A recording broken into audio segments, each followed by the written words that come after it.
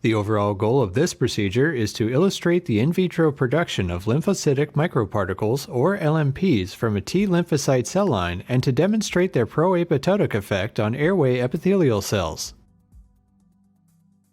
This is accomplished by first producing the LMPs. Next, the isolated LMPs are characterized by FACS analysis.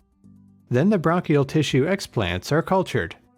Finally, LMP treatment on bronchial explants is carried out. Ultimately, histopathological examinations such as hematoxylin and eosin and in situ cell death detection are used to show LMP-induced bronchial epithelial layer damage and epithelial cell apoptosis.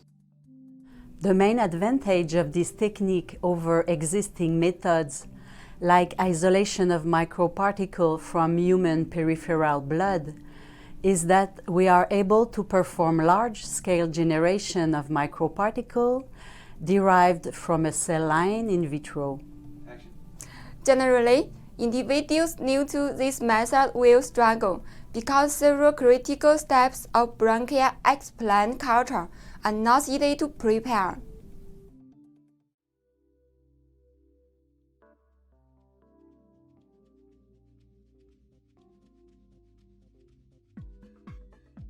To begin, culture CEM T cells in 4 T175 flasks, each containing 150 milliliters of fresh medium, and incubate at 37 degrees Celsius to a density of 2 million cells per milliliter.